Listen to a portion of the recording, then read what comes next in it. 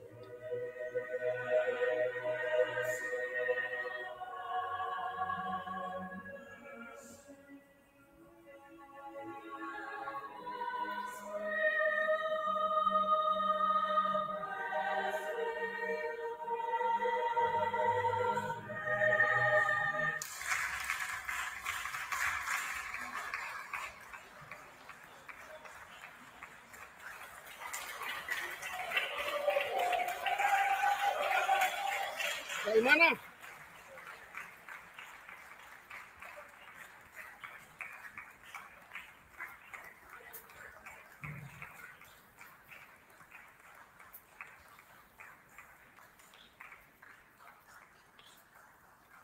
They will perform Josef Gabriel Reinberger, Abendlied, Alfred Simonjotak, Masmur 51, Erik Eschenwalds, Amazing Grace, Lloyd Larson, Swing Down, Sweet Chariot, Ken Stephen, Youngam Undore. And now give a warm welcome to their conductor, Herman Tika Sinapa.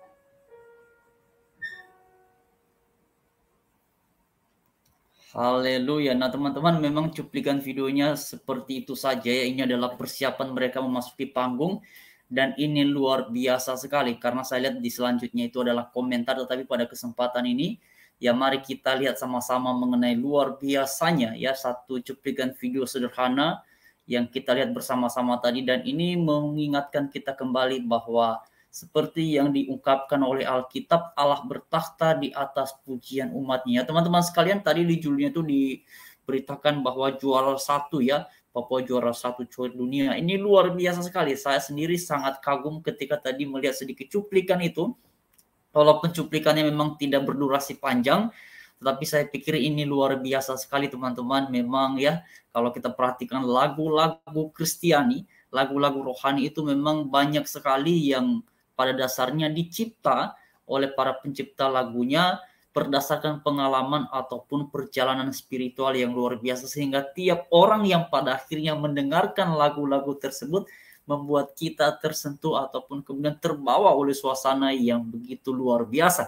Dan tentunya teman-teman, hendaknya pujian-pujian ataupun lagu-lagu seperti ini ya bisa terus banyak di era sekarang ini, sehingga semakin banyak orang yang mengenal tentang kasih Tuhan, tentang karya Tuhan dalam kehidupan kita sebagai orang yang percaya. Dan juga kepada teman-teman kita yang katanya itu dari Papua, ya ini luar biasa sekali ya. Memang teman-teman, saya punya teman, ya punya beberapa juga ya orang-orang yang saya bimbing dari teman-teman kita di Papua, dan mereka memang pada umumnya ada yang suara-suaranya itu khas sekali, luar biasa, dan mereka memang teman-teman kuat-kuat ya, itu luar biasa. Saya sangat senang ya bertemu dengan beberapa teman-teman kita yang dari Papua. Bahkan waktu itu juga saya punya teman adik kelas ya ketika masih kuliah, itu juga luar biasa. Dan memang teman-teman, ya kita ini bangsa Indonesia, bangsa yang besar, bangsa yang luar biasa dari Sabang sampai Merauke, dan masing-masing kita punya karakteristik, punya keunikan tersendiri, dan itu adalah kelebihan kita masing-masing. Itu luar biasa.